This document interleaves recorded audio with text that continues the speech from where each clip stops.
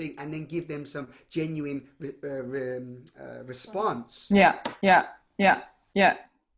No, because I think that's really interesting what you're saying as well about like re-educating, because you also said that on your website that the Be Love Tribe is also very much about relearning community.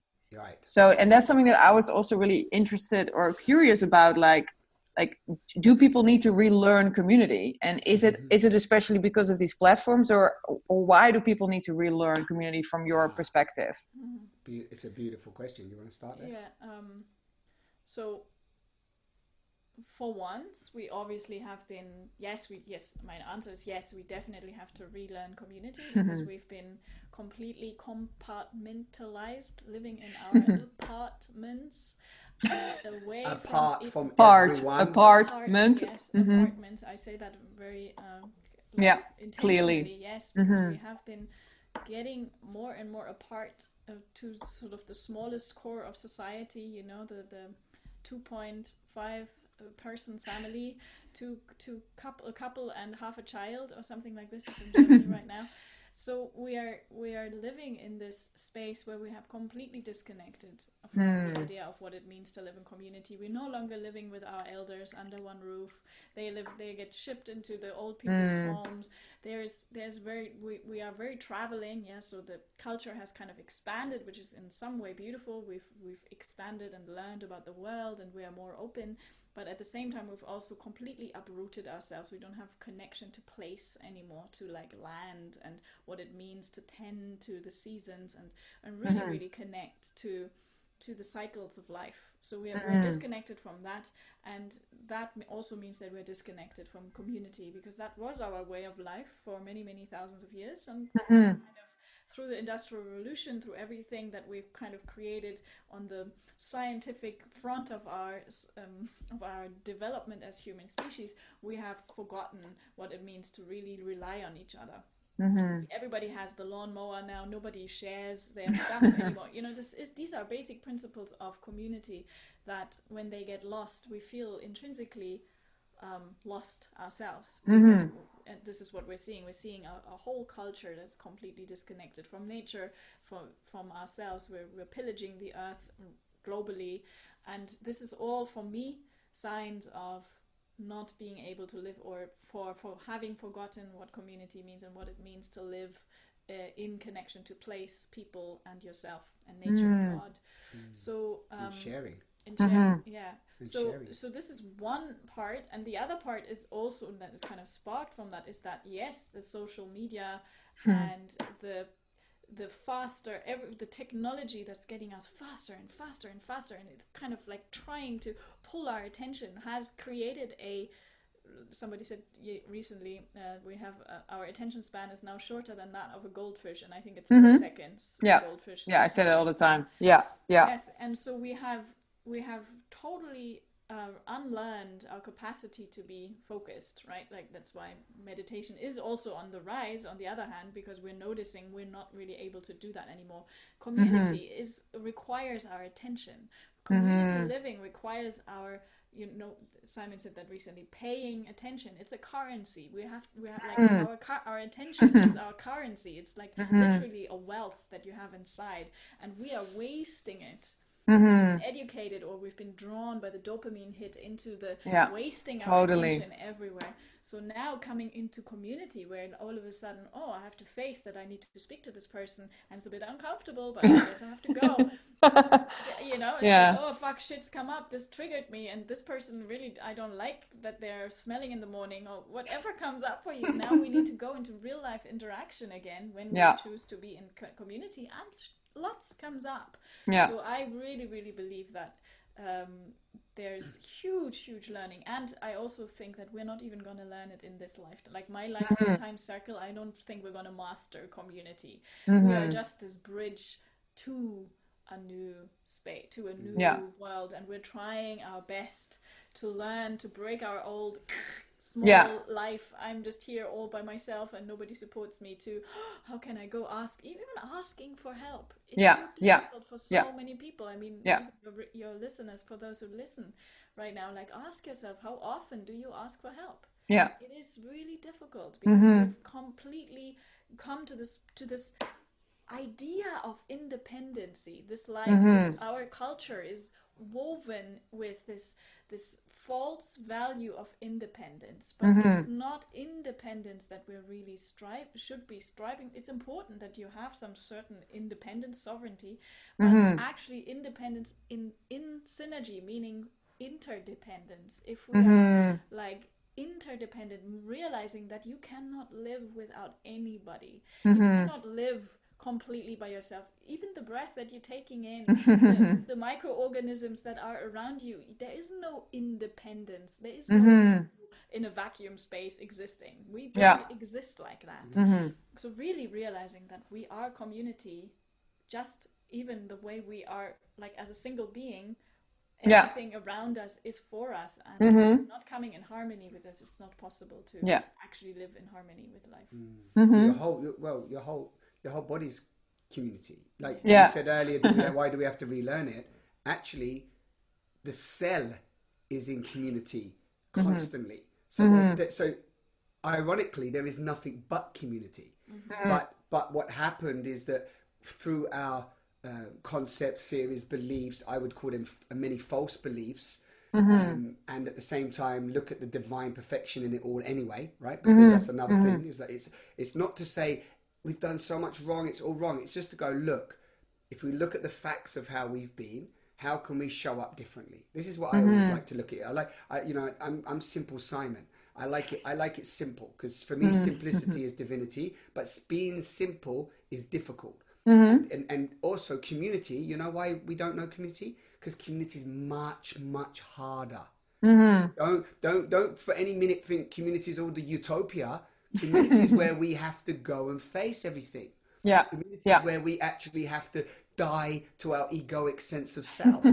Communities where, communities where we have to literally face the parts of ourselves that are keeping us in the false belief of separation. And I think you know this better than many, Caro. That ain't easy. No, it ain't. Absolutely. No, but that's also what I thought about when Dara was talking about unlearning and learning community again. Like, of course, you also are so completely, confronted with yourself in community, and I think that's also, I mean, on Facebook you can block someone, on Zoom you can mute someone, but in real life that is just not the case. Ain't happening. Happening, and we shouldn't be able to. We shouldn't be able to do that. But for I guess it's such a big topic. Like Facebook, on some level, it is a community. Social medias, they are communities. But what happens? I mean, I think I can't remember the term of this, but they say that once you go over 150 people in a group, you kind of fragmentate and lose the sense of real community. So they kind of like this idea of how many people you can really engage with and know and so on. They talk. There's an actual term for this. I can't remember what it's called, but 150 people is the number. So.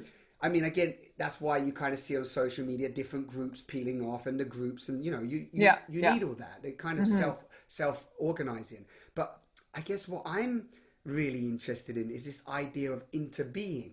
And interbeing is what Thich Nhat Hanh and also Charles Eisenstein coined from Thich Nhat Hanh. Is this idea of really what would it look like when we in ourselves become interbeing, where we have gone inside and refined and purified the aspects of ourself that are the false, let's call them the false ego, the false identification, the false beliefs, and we integrate that into the sense of our true essence, which is wholeness. And then as we come into wholeness and we have a deeper intimacy with ourselves, how that actually amplifies into the deeper intimacy to all of life. And then how do we show up with reverence, respect, honor and deep presence with life? We call it nature, but just the fabric of our being. We're alive, we exist, we matter. Like, what does a species look like that functions from a state of interbeing, not from separation? Because from separation you get competition, you get violence, wars. Mm-hmm. You get ownership. You get all of that, which we are seeing, and we're seeing now in these COVID times more than ever. The polarization and the density of the falseness is immense. Yeah. Mm-hmm. And then you go, okay, well, what does that look like when I look at the world outside as a way to look at me inside? Rather than judge it as wrong and the government's wrong and they're all wrong, oh, this is a direct reflection of me and my programming. What do I need to do in order to bring that into purification so that I can engage with life from a completely different space of being? This is exciting. Yeah. And his eyes are very big, listeners. Like Simple Simon's eyes were popping out of his head. Yeah. Like those cartoons, you know, doing, doing. Bling, bling. No, I think it's really beautiful what you're saying. And there were two other things that I really wanted you guys to sort of like go a little bit deeper into before we move on. And I really loved it because it said like acceptance of diversity and authentic communication. Because I think a lot of people don't I mean, you can say it like, yeah, authentic communication, but, you know, have it in your manifesto, but, you know, people don't know what it means. So I think you guys do. So I mean, we're practicing. Yeah, we kind of practice what it means. I don't think we I mean, Dara said it earlier, is this sense of kind of like, I see us sometimes as a bridge generation. And actually somebody termed it the other day, because you've been hearing all this reset talk going on, and you know, like the you know, right now we're going for a big reset, and who knows, there's many different variations of the paths we can walk right now, but we're definitely kind of seeing this talk of reset. And then he was like, no, we actually are a reset generation. And what that means is, if we think about being a bridge generation, it's like, if we want to wipe out the blueprints from our past and show up as these more sovereign beings, more self-embodied, more taking full responsibility. What does full responsibility mean? It means the ability to respond, right? Maybe your listeners have heard this before, of course, but that's what responsibility means. So when we start to look at like sovereignty and truthfulness and speaking our truth and sharing ourselves vulnerably, then we start to move into what I termed transparent communication way back in 2007, 2008, when I made a decision in 2007 to never lie again. And I said, I will never lie again. And that was I'm sure everybody listening will go, wow, that's a big thing to say, but let me tell you something else. That's an even bigger thing to try to do. Right? So, you know, you make a decision to never lie again, and then you come face to face with all the lies you've told, and you come face to face with all the lies that you subtly tell in default, and then you come face to face with all the lies in society. To face with all the lies in government, and all the lies in the people at the shops, all the lies that people are saying to sell you shit, all the lies everywhere. And then you go, holy heffing moly, we're actually living a huge lie. And there's such serious amounts of elephants in the room that nobody ain't outing.